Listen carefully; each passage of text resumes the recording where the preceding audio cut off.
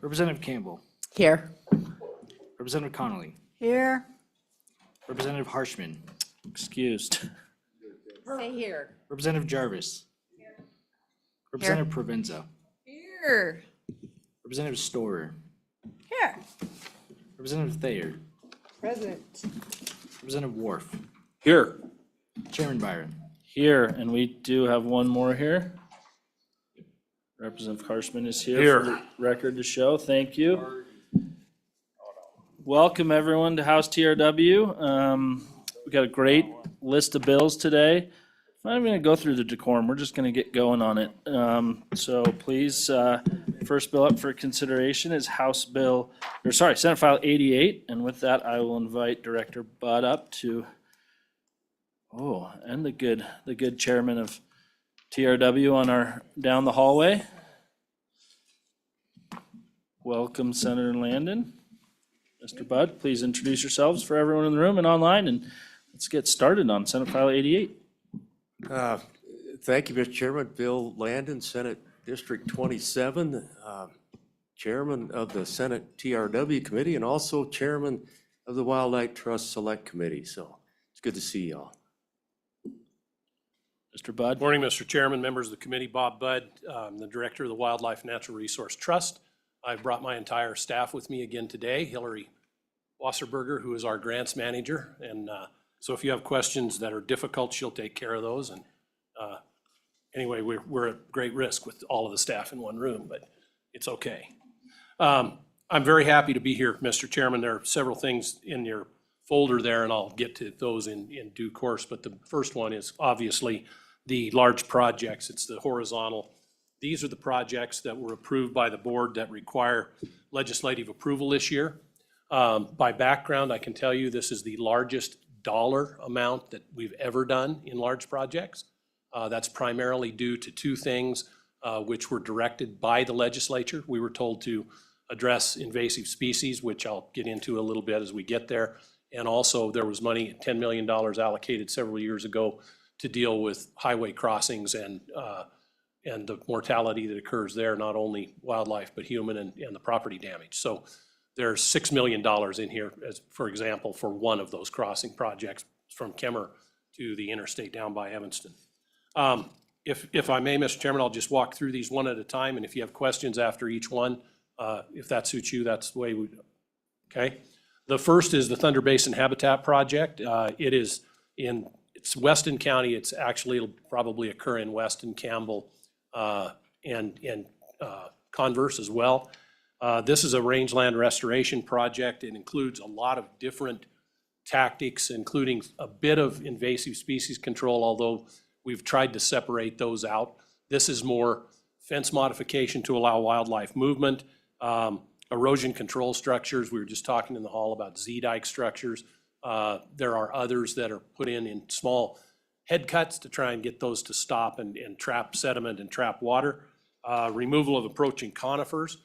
This is a big issue with sage grouse and mule deer as we get conifer encroachment into these areas. And then some water development on about 50,000 acres in northeast Wyoming.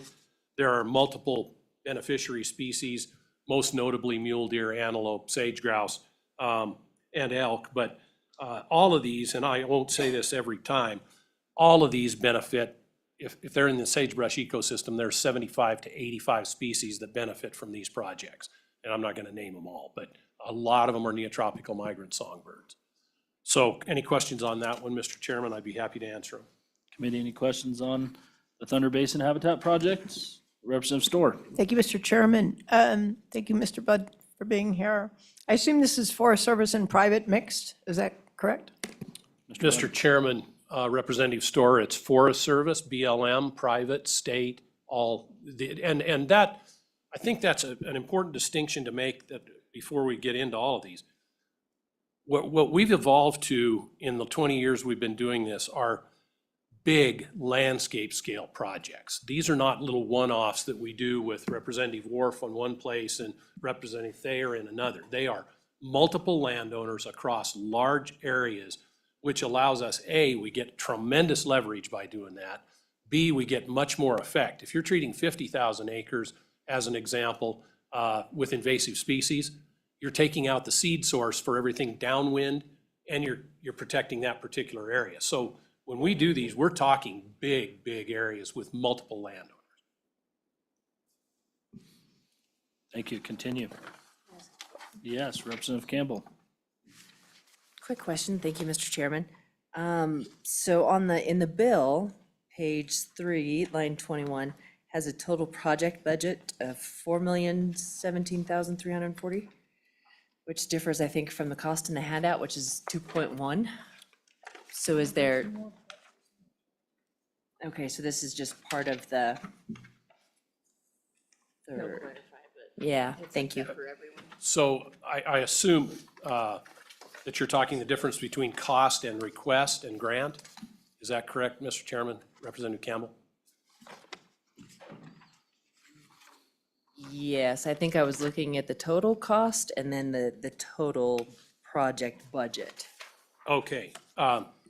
These are ongoing projects, and so what you'll see is the total cost, the $4 million, that's everything that has been put into that by all sources and all iterations of the project. Okay. So, and then you'll see, and this, thank you for asking that, because we have this question every year.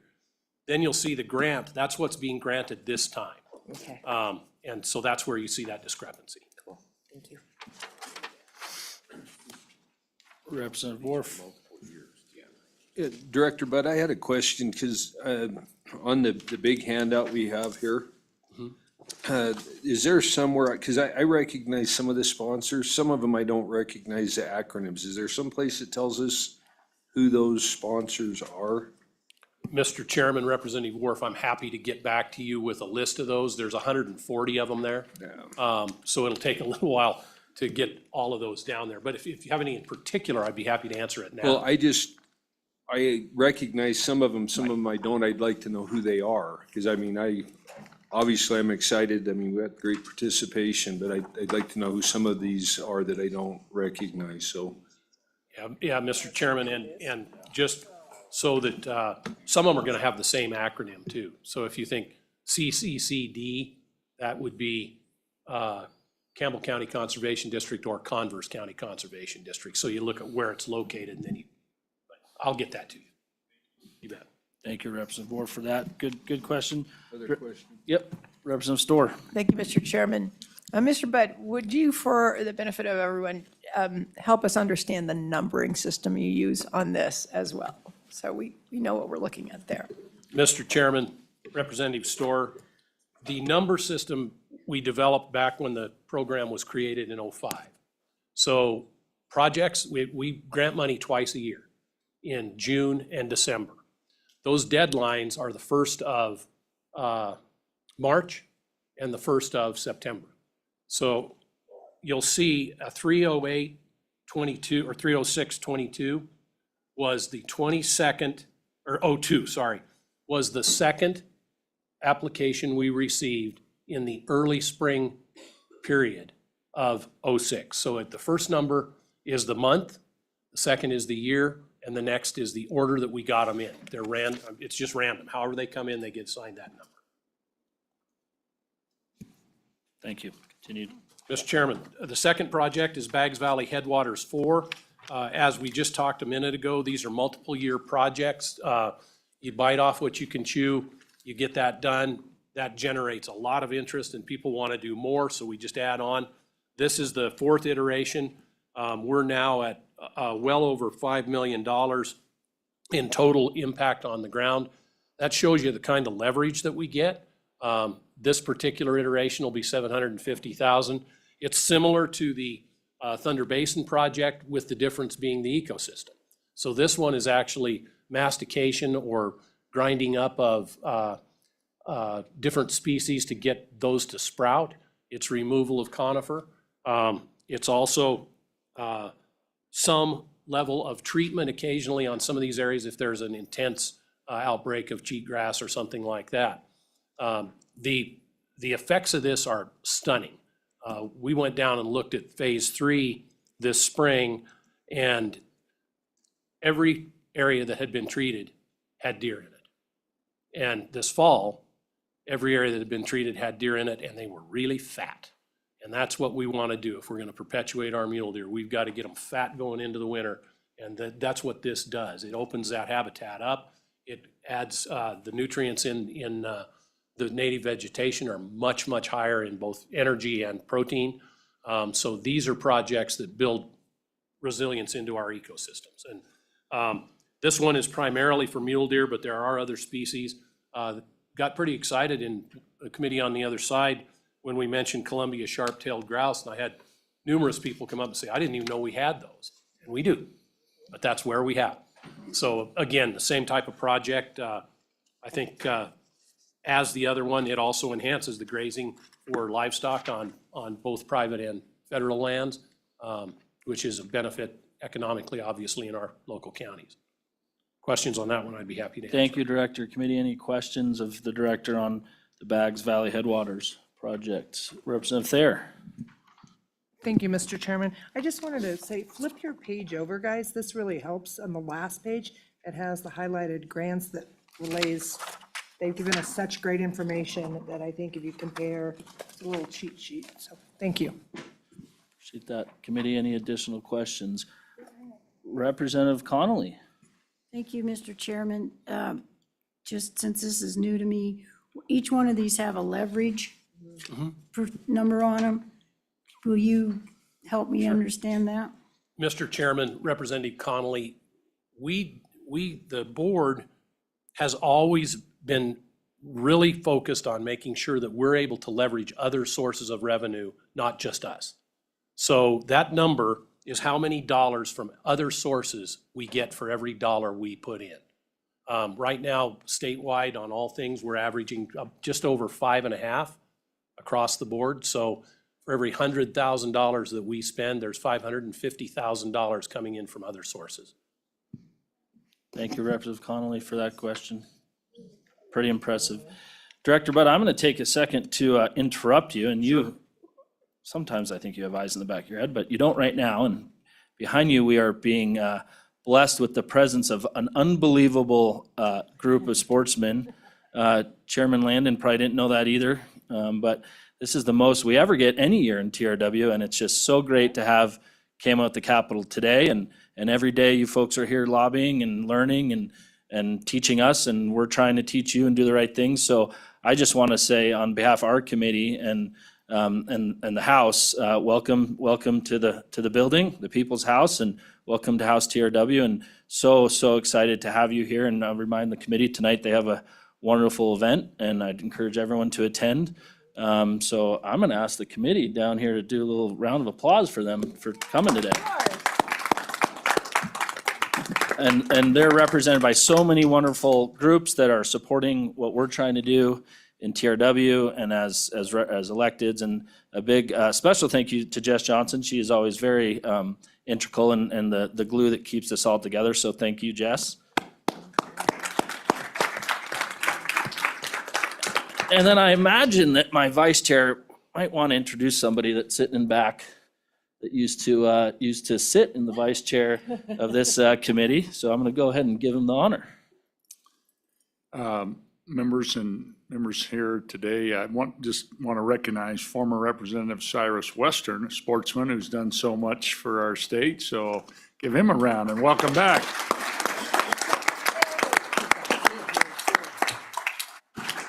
Thank you, Cyrus, for everything you continue to do for sportsmen and wildlife. Director Budd, you can continue. We're on to Kemmer.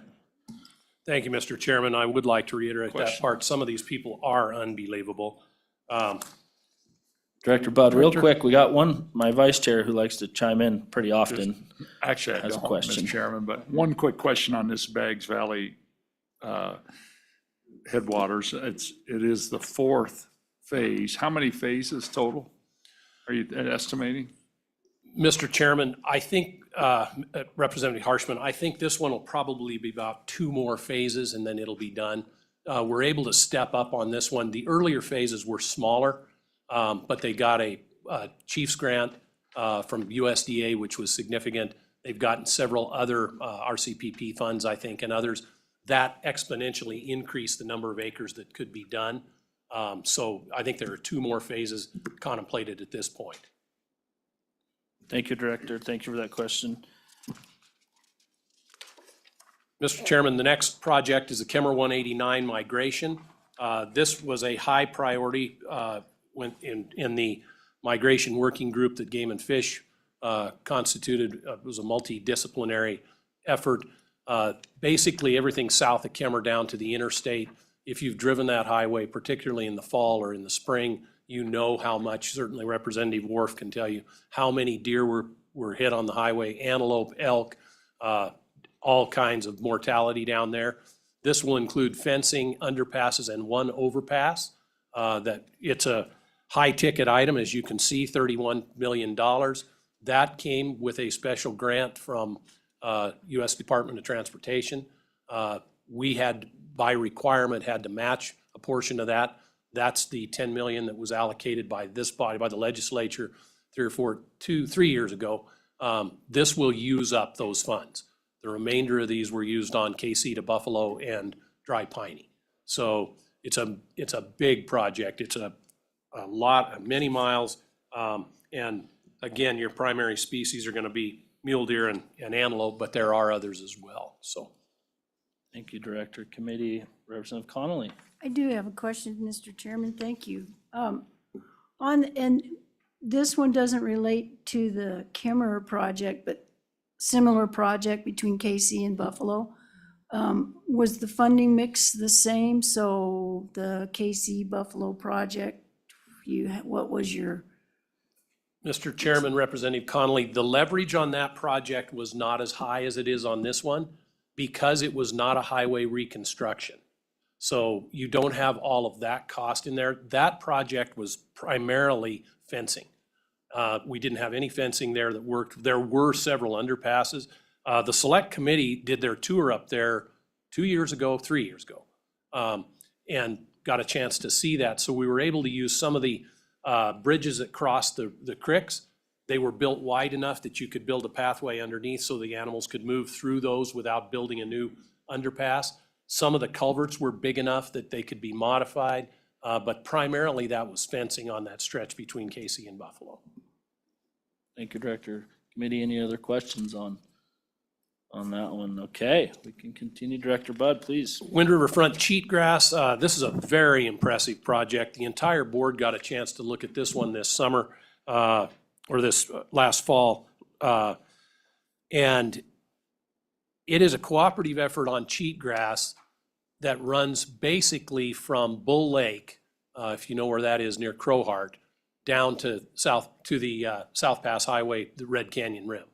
And the beauty of this one is everybody's involved. Forest Service, BLM, Bureau of Indian Affairs, the tribes, private landowners, state, and everybody.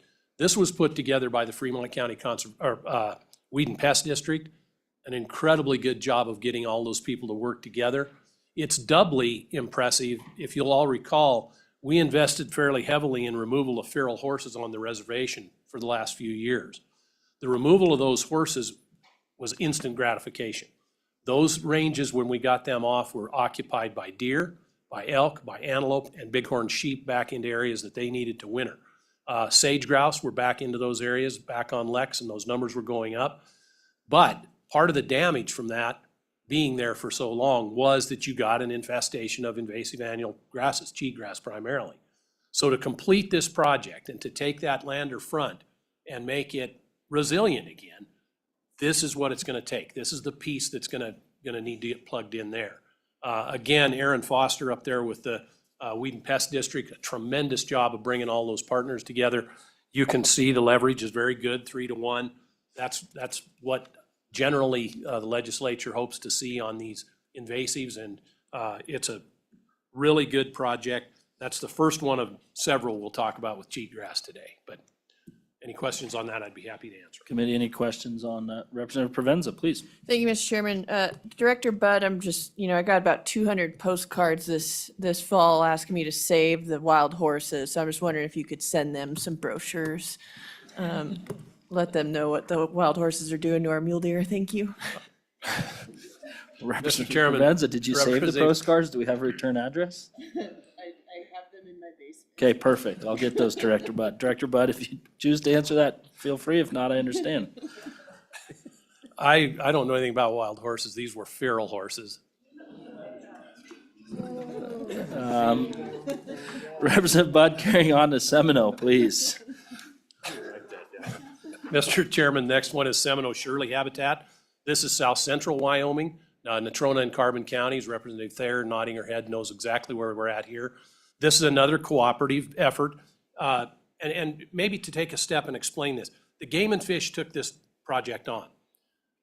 We've been doing this so long that when everybody gets together, it's weed and pest, 2 county weed and pest districts, it's 2 conservation districts, it's Game and Fish, it's any number of private landowners. One of the things they do is say, who wants to handle the paperwork? Who wants to do it? And in this case, it's Game and Fish, and she came and said, I'll take care of all that. But it's integrated with all of those different parties, and that's been probably the most gratifying part of this job in 20 years, is watching people who wouldn't give each other the time of day in the grocery store, sitting in the cab of a pickup and figuring out how to get things done on the ground. It is absolutely impressive to get out with them. It's again a broad-scale rangeland project, fence modification, erosion control, removal of conifers, stabilization of sagebrush ecosystems, water development, broad-based. This one's on about 100,000 acres in central Wyoming. It is sage-grouse core area. It's mule deer crucial winter range, but it again has all those other beneficiaries that I mentioned that are sagebrush obligates. Just another outstanding project, and you can see what I meant about scale. We're not talking a couple hundred acres here. We're talking hundreds of thousands of acres. Committee, any questions on that Semino project? Seeing none, continue, Director Bud. The next one, anyone can choose to pronounce the acronym that would like to. It's the Northeast Wyoming Invasive Grasses Working Group, which is a P, not a P, it's a G. And what we did this year with the funding that we received in 2024 relative to invasive annuals is we asked those groups to get together. This is based on a 2019-20 task force that was appointed by Governor Gordon to look at this problem of invasives across the state. One of their recommendations was that we needed to quit looking at just our own county fiefdoms and get out and talk about cooperatives. You've seen that with outdoor recreation as well. It's very effective. This is what happened in Northeast Wyoming. They all got together, said, where are our priorities? They mapped out where they have the biggest problems. They then sat down and said, okay, which of the red, yellow, green, if you will, the red needs treated first, the yellow next, and the green can wait. They did all that work. Their initial request was $6 million. When we met with them in Buffalo, they said, you know, we probably can't use all of that, but definitely they could mobilize $4.5 million this year. That means this summer. So that's the grant. This will be applied in Sheridan, Johnson, Campbell, and Crook counties. And they have it sorted out as to how they will do that. There's a couple pieces to this that I think are important to understand. One is the efficiency that we get by doing this cooperatively is immense. You don't have 5 or 6 entities out there trying to compete for helicopter time. You have one combined entity saying, this is how much helicopter time we need. It also gives them leverage on the price of chemical. It gives them leverage because somebody knows they're going to be working full time. It's the same in the previous project and others we've talked about. If I'm hiring somebody to masticate conifers and they know they can work from the end of April clear into the fall and never leave Wyoming, you pay one mobilization fee. They make better money. They can bid a lower price per acre. Those things all play to our advantage. And that's why we've encouraged these cooperatives like this. This is a great example of how that works, and you can see it on the ground. So it is basically, this is treating cheatgrass. This is not in areas that were burned. And I think that's been a bit of confusion this year because of the additional request for emergency money for burned areas. Those are areas that are not included in here. And so it really kind of threw a whammy at us because we had a big lift to do anyway, and that made it even more. But that's important to differentiate that. Thank you, Director. Committee, any questions? Mr. Chairman, the next one is exactly the same thing. This just is in western Wyoming. This is Teton, Lincoln, Sublet, Uinta, and Sweetwater counties working together. They came, their request is 4.8. They had some residual funding in some of those counties that they need to clean up first. When we did the site visit, and I apologize, let me take an aside and explain site visits. No project is ever funded by the board if we haven't been on the ground and looked at it. I mean, it's boots on the ground. Some of you have been on those site visits and know they're pretty intense. But this one was done by Chairman Meadows and Member Schramm, and they sat down with these guys and said, walk us through it. Well, what happened is you came in and think of those counties and the geography it represents. They said, our biggest priority is Lincoln County. We want to get that done. They're the one that needs it the most right now, and this is what it's going to take. So that's what will get done this year is Lincoln County. And then they'll come back as Sweetwater, as Sublet and Teton clean up with the previous funding they've had. That will get that northern tier of counties kind of caught up. Then we'll probably start focusing on Uinta and Sweetwater. But it's really gratifying to see these guys work across those county lines and say, let's do what's right for the state, for wildlife, for agriculture, and not just our county. So again, same exact type of project. Thank you for clearing that up. Yeah, these site visits, and I encourage the committee, if they're ever in your neck of the woods, to join them, or if you know of a project, I'm sure Director Bud would love to have you on that site visit. Any questions on Western Wyoming Cheatgrass Project Committee? Couple great counties there and a couple great representatives. Representative Connolly. So how successful are we being at eradicating this cheatgrass with these programs you have? Mr. Chairman, Representative Connolly, thank you for that question. We've had, I think, what I would call a real breakthrough in the last few years with the development of a chemical that focuses on annual grasses. And that probably is going to be a game changer. We have areas that we know where it was tested, that it is still persisting for as long as 5 to 7 years. Previously, you could treat, it might last for 1 to 2 years. Then it came back. The second treatment started impacting your native grasses. A large part of this that's really important is that when you treat the invasives, you got to be careful not to overuse your natives. You got to let them come back, let those native perennials come back. But there's a project in your backyard, and I'll be happy to go and show it to you. A fence line contrast we looked at, Representative Provenza can remember this. Fence line contrast, treated and untreated, it is night and day. The treated side is native perennial grasses, sagebrush, shrubs. The other side is basically waiting for the lightning to hit. And we cannot do that in this state. Our entire infrastructure in this state is our land. And if we let it go up in flames because of these invasives, we lose, you couldn't even calculate what we lose. Thank you, Representative Connolly, for the questions. Committee, any other questions on that one? All right. Upper Green Fence 2, this is the second phase of probably 4 phases. We may get this done in 3. These are fence modifications. This is not building fence for people, rebuilding their fences. This is areas where we know through collar data and tracking where those large migrations come through. And if you haven't seen that, it's very impressive to watch that. It's great work that's been done by the University of Wyoming and others. But when you find there's an impediment in there, a fence that they can't get through, it may be a 1/4 mile stretch. It may be 2 miles. It depends on what the animals are telling us. And so going in and modifying those fences to where they're wildlife friendly, where you don't stop animals and back them up in face of a storm, where they can pass freely through there is critical. And this is the second phase. It's a large project. This is another one, I'm sure the question may come up again, Representative Campbell. The request, the grant's for 250. The bill will tell you that it's 500,000. That's because it's the second payment. The first one did not make it a large project because the threshold is 400,000. The minute they cross that threshold, it becomes a large project. And that's something I'm really proud of with the board and the program. We've never tried to game this system. And I think people were worried about that at first, that you'd come in and say, everything's $395,000, and then the next year you'd come in and say, name it something different, call it 395. We have never done that. We've always been true to our word, partly because we value this relationship.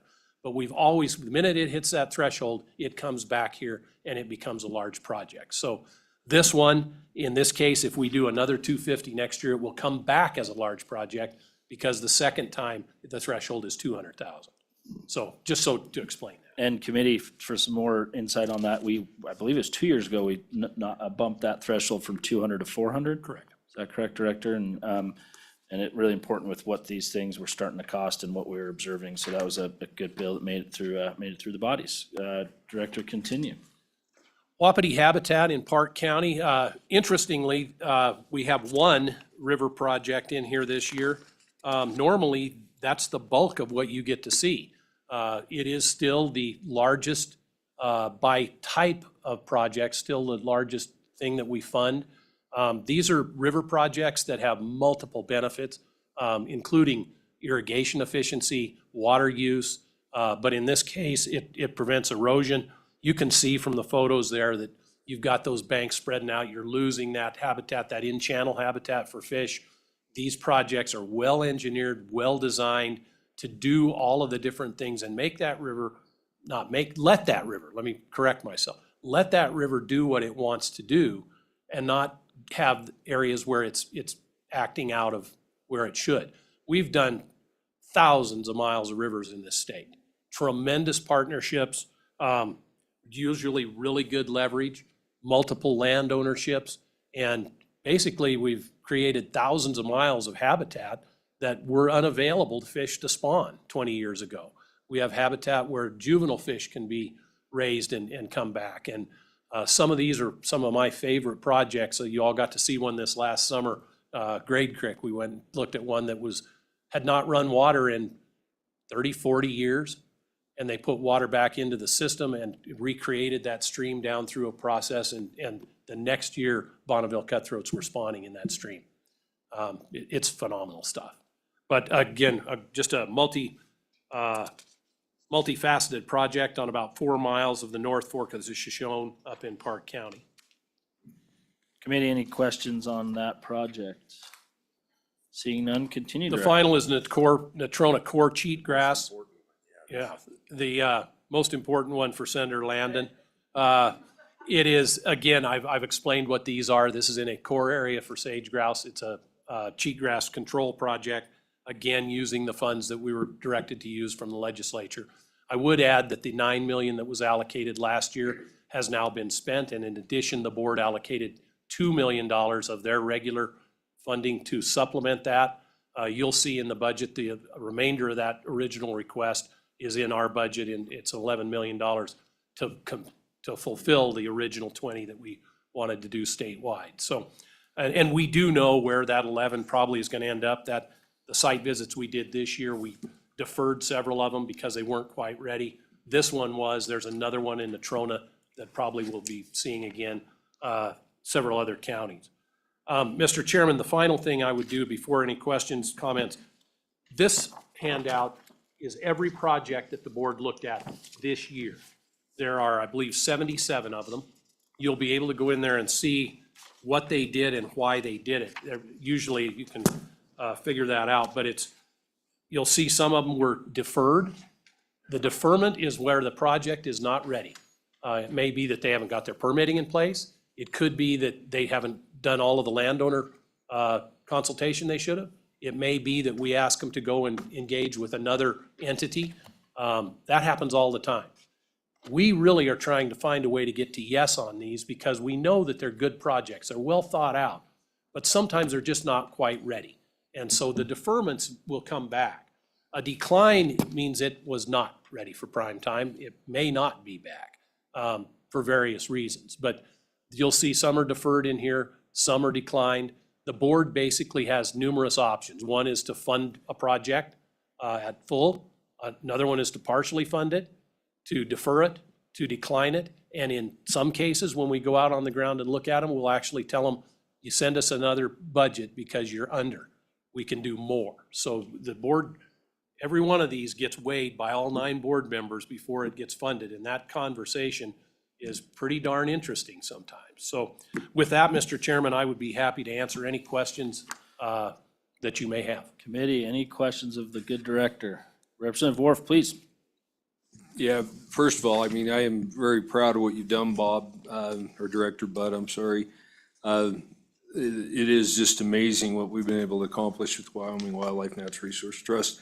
The question I have is, I just noticed the last project that we covered, the Natrona cord cheatgrass, I noticed that the leverage is lower than normal. I mean, is that because you don't have very many partners available? I just don't, I'm not familiar with the project itself, but I noticed that you only got a leverage of 1. And normally, I mean, most of the stuff you're getting is 2 to 3, sometimes 4 or 5. So I just wondered if you could maybe address that. Mr. Chairman, Representative Wharf, that's a great question.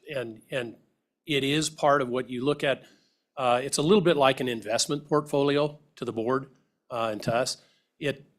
You're looking out there and saying, okay, is there a high need? And the answer is yes there. What are your other funding sources? And when you look at a lot of these invasive grass projects, there are no real other sources. And you've got weed and pest districts, which have limited ability depending on how much their mill levy is and what it's all being used for. These are not sexy projects. There are some projects, you walk down the street and people throw nickels and dimes and quarters at you. Not these. And yet these are probably the most critical thing that we have to deal with right now in this state. And so you're gonna have some that come in at lower leverage. What we've tried to always do is look across the board and make sure that, are we at 3 to 1 across the board? One of the examples I've used before is you can't compare Sublette County, which has multiple federal grants, lots of federal land, and a high taxable valuation, with Niobrara County that has virtually no federal partners to work with, a very low taxable valuation, a smaller area, and say, yeah, you have to do the same. So that's what's so exciting about these cooperatives, is that they get that. And so they're looking across county lines and going, hey, we can help here if you'll help with this. And I think that's going to be a game changer for us. Again, I can't emphasize enough the threat that we have facing us from cheatgrass. And if you haven't been to southern Idaho, to Nevada, to southern Oregon, and seen what it does, we don't want that. We don't want that at all. Thank you, Representative Ward, for that question. Representative Campbell. Thank you, Mr. Chairman. Along those lines, with just the extensive wildlife fires this summer, do you anticipate a significant number of cheatgrass programs? There was a lot of land, yeah. Mr. Chairman, Representative Campbell, that was the additional funding that is in the budget. And what we'll do with that, and I think it's good to explain this, no individual landowner is going to get a grant from us. No individual landowner has ever gotten a grant from us. That's illegal. It's against the Constitution. What we'll do as soon as we know, and hopefully there will be adequate funding there, is I will send a request for proposals out to those counties that sustained significant fire damage and say, let us know what you're going to be able to do this year. I want the red, yellow, green. They're already working on that in those counties. We know exactly how many acres in Johnson County they think they're gonna have to deal with. That's where we'll get those back, and then we'll sort through that and do that again on a landscape scale. So county line between Johnson and Campbell County, that goes away. We're gonna focus on where those red areas are, make sure we get to those. It's a big lift, but if you wait, it's a bigger lift. And if you wait 2 years, it may be an impossible lift. Committee, Representative Jarvis. Thank you, Chairman. Director Budd, and just to build on that, so with taking on the fire mitigation, should the funding go through, does that put any of these other projects back? Mr. Chairman, Representative Jarvis, thank you. Good question. No, it does not. Thank you. Representative Jarvis, thank you for that clarity. Representative Story. Thank you, Mr. Chairman. Mr. Budd, you mentioned that, excuse me, this was a big year for funding, and just looking at it looks like total funding for 2024 is around 30 million as compared to 13 million in the past. And it looks like the total cost for the projects has gone up significantly as well. I assume these two things are related, perhaps from 46 million to 174 million. Could you explain to us why that is? Thank you. Mr. Chairman, Representative Storer, there are a number of factors that play into this. And I'll try to do this in an order that makes sense. First of all, we had 2 mandates from the legislature to do projects that basically are about 16 million of that total in this large project are funds that we were directed to spend on either invasives or on crossings. So if you take that out and look at what the previous allocation was, it's still higher, but it's not exponentially higher. Secondly, we had an unprecedented, of recent, number of applications. And you look at the ones in there that were deferred because we didn't feel we had the resources to do it. Thirdly, our earnings that the treasurer was able to generate this year were significantly more than what they normally are. And we felt, the board felt, that it was appropriate in light of that to ramp up, again, the 2 million that they put in to augment what the legislature put in on invasives. They said, look, we earned more money than we expected. Let's do this and be aggressive about it. So it's a multiplicity of factors that kind of played into that. But the big thing is that we had money and a directive from you, the legislature. And when we get that, our goal is to come back to you a year later and say, we heard you, we've spent it, it's on the ground. And within, 18 months, what you asked us to do is done. Representative Storer. Follow up, Mr. Chairman. Thank you, Mr. Chairman. I think, is it also fair to say that there was a significant up ramp in the federal dollars that were available for these kind of projects as well? Mr. Chairman, Representative Storer, for certain projects, that is correct. That isn't always the case.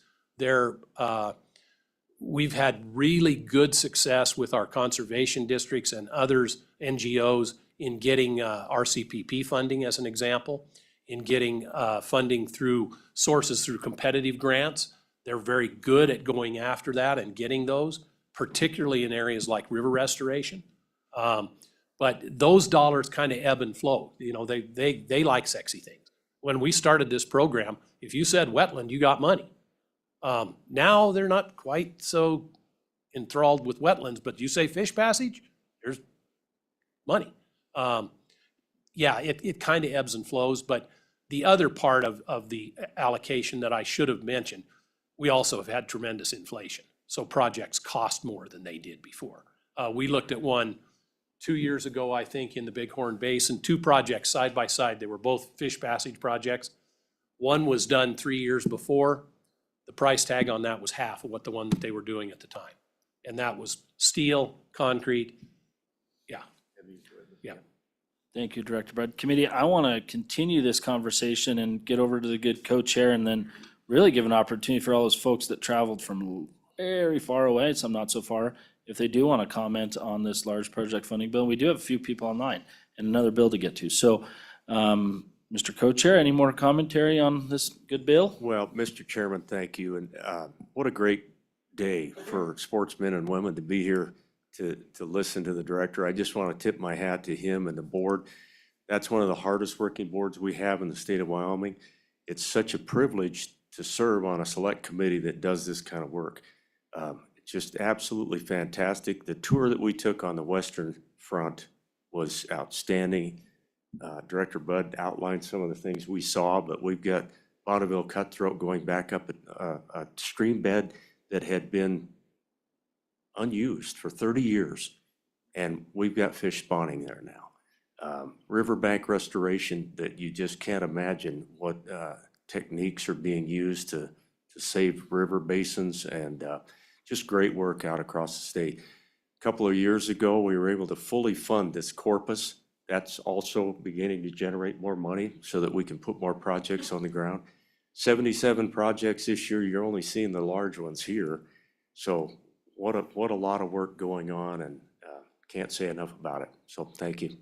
Thank you, Mr. Co-Chair. Yeah, thank you, Director Bud. We did have the privilege of meeting a few of your board members the other day, and some that have been integral since day one, which is pretty special. And yeah, thank you for keeping a close eye on that balance sheet and doing your great work and crisscrossing the state. The project that the good chairman from the other side of the body mentioned, they literally moved the river around the mountain. It was pretty great to get to watch that one and see the different agencies and different conservation and the landowner who ultimately was super supportive and leaning on that. So with that, I'm going to, any other electeds in the room, agency folks that want to, thank you. Don't go far, Director Bud.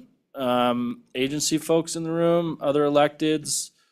Okay, let's go ahead and open it up for public comment. Please don't be intimidated. This is the best committee in the building. We're nice. We'll see you tonight, I promise. And with that, please introduce yourself and welcome. Mr. Chair, members of the committee, Jess Johnson, Wyoming Wildlife Federation. Clearly, we stand in extremely strong support of this bill. And I wanted to come up here and make sure that I reiterated that, demonstrated how to talk to you guys, and also stand here and sit here. I'm looking behind me for those that may want to comment on this as moral support up here in front of you all. So if there are anybody from Camelot the Capitol that would like to take a swing at commenting on a bill, I'm here. And we'll let Jess stay right up here with you. Please, when you do come up, there's a little button. Make sure that mic goes green and introduce yourself. Tell us who you're with, and we'll have a chat. Welcome. Thank you, Mr. Chairman, representatives. I'm John Harris. I'm from Platte County, and I'm a member of the Wyoming Wild Sheep Foundation. I'm on that board. We truly appreciate everything that your committee does. It really does. And listening to Director Bud, the projects that you just heard do a whole lot for wildlife, not just bighorn sheep, but every species in the state. And we thank you very much for your efforts. Thank you, Mr. Harris. Mr. Harris, I'm not going to let you off easy here. How long have you been on that board, Mr. Harris? I think this will be the third term I'm on the board. I got to run for one more. And I'm getting to the point where I think I'm going to let somebody else younger than me do it after this next term. Thank you for that service. That's important to our sheep and important to the state. Thank you for Yeah, I've coming been down involved today. with wildlife since 1982 on wildlife boards. Pretty awesome. Thank you for that. The state thanks you too. Committee, any questions to Mr. Harris? Thank you for coming down today. Anyone else in the room? How did I know? Please, have at it. Mr. Chair, members of the board, I want to say that we are in huge support of this. It's kind of unique because in FFA at East High School, a couple of my buddies who are here as well, are on the environmental natural resources team. And oftentimes in the competition, we're given the opportunity to solve a problem. And a lot of it deals with range management. And so it's sitting here, I found a lot of similarities, and I was like, wow, I need to go talk to those guys. So I don't think I would have gotten the opportunity to be able to see that. Wasn't planning on speaking today, and that's all I have. So thank you for all your support and everything. Thank you, Mr. Schick. I'm sure Representative Provenza has a comment here. He knows what I have to say. Okay. Any other questions of Mr. Schick? Thank you for continuing to come and speak to us about these really critical issues to our state. Really appreciate that. Anyone else in the room? Please come on up, introduce yourself. People are starting to loosen up a little bit. Appreciate that. Tell us where you're from, who you're representing, and welcome to House TRW. Mr. Chairman, members of the committee, my name is Blake Henning. I'm with the Rocky Mountain Elk Foundation. I am from Montana. I work up at our headquarters, but am here today as a part of Camo in the Capitol. I would just, be in support of the bill. My organization has benefited from the trust many times over the years. I will say at one time, I was here in the state working for the Elk Foundation and had the pleasure of testifying when the trust was created. So have watched it over many years and certainly would compliment Director Bud in his leadership in working the trust over the years. So thank you for your support. Thank you, Mr. Henning. Thank you for coming down and joining us today. Far drive from Montana, but appreciate when our neighbors come and participate. Well, you flew back to your favorite state, so we appreciate that. Anyone else today? We do have a few online, but great opportunity, folks. And please, if you go back upstairs and we get going, please feel free to ask your favorite or your least favorite representative senator to come out and chat wildlife issues with you. It's really helps us and it helps our bodies be educated. And it's just so great to see so many folks that traveled to this great capital city. So with that, I'll reopen it after we do a few online here. But Tanner, do we want to go online, maybe invite him in, whoever's first? Mr. Chairman, there is no one else online. Oh, we scared him off. All right, well, I appreciate that. We're still in public comment, so anyone else for public comment? With that, I'm gonna close, may I close public comment? Okay, committee, we're gonna go to, what's your pleasure on Senate File 88? Work the bill. Representative Thayer moved the bill, seconded by Representative Provenza. Committee, you have the bill in front of you. We can go ahead and work it. You know, this bill did start this fall and has been vetted pretty heavily, but I'm happy to go through it line by line. Or if anyone has a specific amendment, we can jump to it. If not, I will certainly entertain a question. I saw Representative Jarvis was trying to say something. Earlier you did, okay. Scared her off. Any questions of the committee, of any comments on the bill? Okay, question being called. This will be a roll call vote on Senate File 88. Mr. Chairman, this is a roll call vote for Senate File 88. Representative Campbell. Aye. Representative Connolly. Aye. Representative Harshman. Aye. Representative Jarvis. Aye. Representative Provenza. Aye. Representative Storer. Aye. Representative Thayer. Aye. Representative Worf. Aye. Chairman Byron. Aye. Mr. Chairman, there are 9 aye. Thank you. That'll be coming upstairs pretty quick, and I'll be looking for some volunteers to carry that, maybe. Representative Worf? Okay, and we'll let. I'll help Representative Ward. Perfect, that's what I wanted. Representative Worf You're and welcome. good Representative Provenza, who has served on this select committee for a number of years and gotten to see a lot of projects. With that, committee, please stick around. It is 1:20. We got time. We got one more bill coming up, and if anyone sees Senator Barlow outside, if you want to poke their head around the corner, he's up here.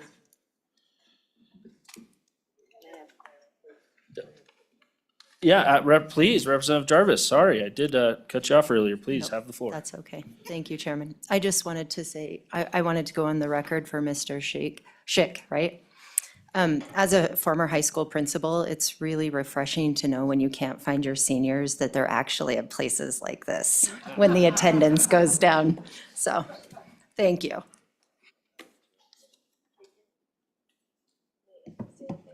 Representative Campbell, please. Thank you, Mr. Chairman. Kind of following up on something he said, for all of our sportsmen that are here, give us your ideas for interim topics. We have to have those submitted by next Friday, so we have about a week. They need to be, submitted through a legislator, so either your favorite rep or favorite senator, but reach out for those ideas and those interim topics, things that we could, focus on and study on this summer. Yeah, let us know, because we got to have those in by next Friday. Thank you, Representative Campbell, and please know, if you go to wildedge.gov, it's pretty easy to get a hold of us. All of our contact info's on there, and please reach out, we appreciate it. With that, we're gonna hear Senate File 108, and certainly happy to welcome Senator Barlow up to present his Senate File 108. Mr. Chairman, members of the committee, it's a pleasure to see you today. Good afternoon. I didn't think this bill would bring so much interest. Oh, it's not this bill. Is that what you're saying? Okay. Thank you. Well, it's a pleasure to be here. Like most of you, when you get a request from your community, from a constituent, you say, okay, can we do this? And this was a request from a constituent, happens to live not far from us and has a agricultural operation, but then invites folks onto their place to participate in agricultural activities. They have a farm store, et cetera, and camping sites, et cetera. So as they were talking, and they have an online presence, and they're talking about other states where there is a they use the Recreation Safety Act as a way to kind of give them some level of protection, if you will, for people inherent risks of these activities. Well, many states have adopted a very specific agritourism statute. Others have just amended their Recreation Safety Act or its equivalents. I felt for Wyoming, it was a lot easier to add one word to the statute and define what that was than try to add a big act. So that's the approach I took with this. So, Mr. Chairman, just to remind folks, the Recreation Safety Act is basically a list of activities, and you can see that on page 2 of the bill, including the new activity of agritourism that I added. And these are the, football, basketball, hockey, wrestling, mountain climbing, outdoor education, river, et cetera, and agritourism. Agritourism was a little more nebulous because that's not something you would identify as what is that, what are we doing? So as I looked at the statutes of other states, and about 34 other states have something formalized in statute, either their own act or something added to the Recreation Act. This was kind of how I condensed, distilled down what agritourism was. And basically, it's an opportunity to educate and inform and bring the public, whether they're paying or not, onto an agricultural operation and have them be exposed to that. So that is the bill. I'll go back to what is the Recreation Safety Act. It basically says if you're doing these activities, there is an assumption of risk. There is a risk. This committee has already done rock climbing in a bill that came earlier.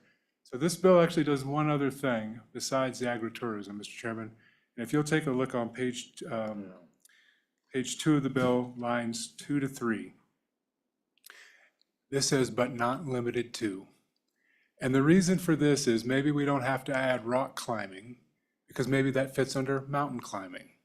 Or maybe we don't have to add equestrian pony stuff because that's already part of the equestrian. Anyway, so what this was an effort, this was actually a suggestion from the Trial Lawyers Association, and those folks say, look, most of us would assume that agritourism is already there and that rock climbing is already covered, but let's do a little something to maybe give ourselves a little latitude in this interpretation.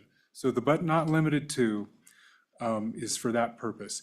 Agritourism, because of its maybe unique blending of agriculture and activities that the public may be participating in, we decided that probably was worth defining because it is unique. So, Mr. Chairman, in current statute, equestrian activities is defined, but none of these other things are because we both understand what skiing is or what floating the river is or fishing, et cetera. Agritourism was felt to do that. So, Mr. Chairman, that is the bill. I'll be glad to stand for questions, and thank you to the committee. Thank you, Senator Barlow, and thank you for adding that. We do recall that conversation, what seems like months ago, but it was only a few weeks ago, and did have some comments from our legal friends on that, so I appreciate that fix. Committee, any questions of the good senator, bringer of the bill? Representative Jarvis, please. Thank you, Chairman. Representative Barlow, or Senator, sorry. Senator Barlow. I was a representative before I was a senator. Former Speaker, Mr. Speaker. No, what is it? So is it, okay, Senator Barlow. I just have one quick question on this. For recreational safety, and maybe it was my misunderstanding last time, in order to be covered under this specific act, the activity has to be free of charge? Or is that not the case? Does this change that? Senator Barlow? Mr. Chairman, actually, the current act does not require the charging. Let me find it really quickly and ask another question, and I'll find it. Committee, any other questions of the good senator, the bringer? Yeah, thank you for that question, Representative Jarvis. We, covered, alpine skiing, for example, on the back of the pass and tickets has the Recreational Safety Act that you purchase, or formerly did before the ticket ended up on your phone or wherever it is now. So, but I will give Senator Barlow a moment here. Any other questions, committee? Representative Storr, thank you. And thank you, Mr. Chairman.